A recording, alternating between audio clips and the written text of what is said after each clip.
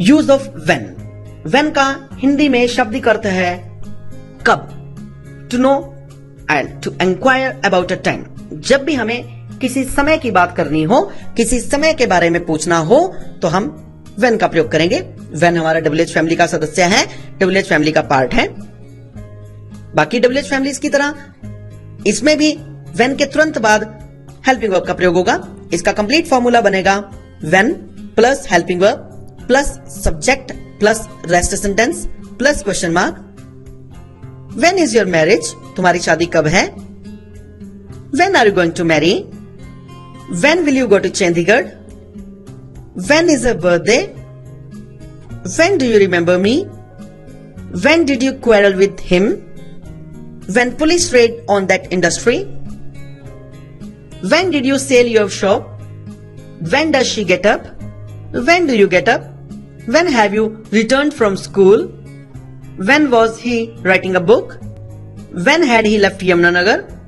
When will you get a job? When shall I see you again? Now the use of self and selves. Why there is the use of self and selves? Emphasis to prove that the work was, is and will be done by the subject only. Self and selves हमारे पास वो exercise है जिसमें इस चीज पर बल दिया जाता है कि जो भी कार्य किया गया है या जो भी कार्य किया जाता है या जो भी कार्य किया जाएगा।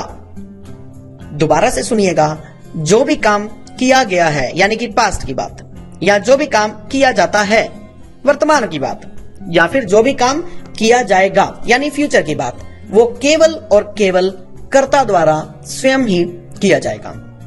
ट्रांसलेशन के पॉइंट ऑफ व्यू से मैं आपको एक इसका सुझाव और देना चाहूंगा। हमारे हिंदी के किसी भी ऐसे वाक्य में जिसमें स्वयं या अपने आप या खुद, इन तीनों में से कोई एक शब्द हो, यानी कि दोबारा से सुनिए, स्वयं, खुद या अपने आप, इन तीनों में से कोई भी एक शब्द हो तो यह तय है कि वो हमारा रिफ्लेक्सिव प्रोनाउन वाला वाक्य है और उसमें सेल्फ या सेल्व्स का प्रयोग होगा।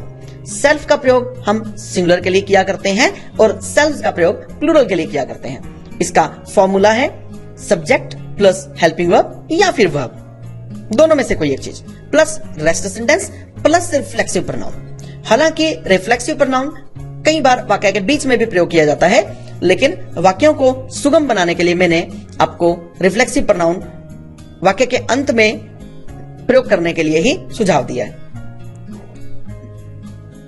किस प्रोनाउन को, प्रोनाउन यानी सर्वनाम को, किस सर्वनाम को रिफ्लेक्सिव प्रोनाउन में किस प्रकार से बदला जाता है स्क्रीन पर देखेंगे। माय, माय को माई सेल्फ में, हिम को हिम सेल्फ में, हर को हर सेल्फ में, इट को इट सेल्फ में और वन को वन सेल्फ में। यानी कहने का मतलब यह हुआ, यदि हम my, him, her, it, one plus self लगा दें यदि हम इन सब के साथ, तो इस प्रकार से बन जाएगा my self, him self, her self, it self, one self, that's it. Your, your हमारे पास यदि सिंगुलर में हो, अब प्रश्न ये उठता है कि योर हमारा सिंगुलर में कैसे होगा, क्योंकि अभी आगे हमारे पास योर जो है प्लूरल में भी आएगा। सिंगुलर में ऐसा, जिस प्रकार से हम किसी एक व्यक्ति के बारे में बात करें और उसके लिए हम तुम शब्द का प्रयोग करें, तो हमारे पास सिंगुलर के लिए योर का प्रयोग होगा या यू का प्रयोग होगा। कैसे? Your plus self is equal to your self singular के पॉइंट ऑफ व्यू से, our plus self is equal to our self. इसी प्रकार से your plus selves your selves, यहां पर योर जो है एक से ज्यादा लोगों के लिए प्रयोग किया जा रहा है, इसलिए हमने योर सेल्व्स में इसको कन्वर्ट किया। Them will be converted into themselves. Any male name as subject, यदि वाक्य में हमारे पास किसी मेल मेंबर का नाम दिया गया हो, मेल यानी एक पुरुषवाचक शब्द दिया हो, तो हम वहां पर हिमसेल्फ का प्रयोग करेंगे। यदि इसी प्रकार से किसी फीमेल का नेम दिया गया हो तो हम हर सेल्फ का प्रयोग करेंगे। Example, I washed my clothes my self, मैंने अपने कपड़े स्वयं धोए, या मैंने अपने कपड़े खुद धोए, या मैंने अपने कपड़े अपने आप धोए। Rudraksh takes bath himself, we cook ourselves, I'll take revenge myself. They are laughing at themselves. Kulvinder availed the opportunity herself. God help those who help themselves. They went to station themselves. You are deceiving yourself as a singular. You are deceiving yourselves as a plural. It broke itself. It blasted itself. He can ride the bike himself. They usually perform yajna themselves.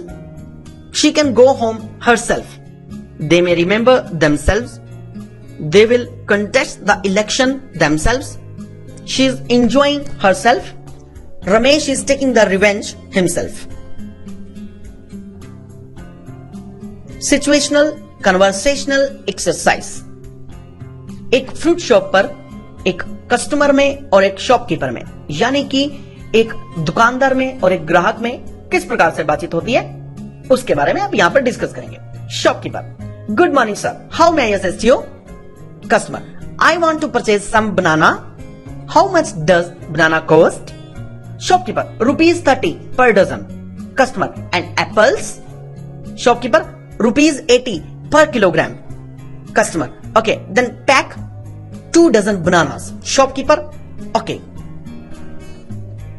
Weather discussion between two friends. दो मित्रों के बीच में मौसम से संबंधित बातचीत. Nisha says, it is very cold today, isn't it? Choti: yeah, it is. Nisha: I am planning to purchase some woolen clothes. Would you like to go market with me? Choti: why not? I'll accompany you. I also want to purchase a coat. Nisha: good. How much are you ready to spend for coat? Choti: I am ready to pay minimum ₹2,000. Nisha: okay, let's go. Offer for job. Jeet: hello Ravi, how are you? Deep: I'm fine, thank you. What about you? Jeet: same here. Have you got the job? Deep: yeah, I have. Jeet: okay, actually there was a vacancy for fresher at Lakshmi Infotech and Education Point, Jagadri. Deep: it sounds good, but I have got the job before 2 days only. Jeet: okay, go ahead.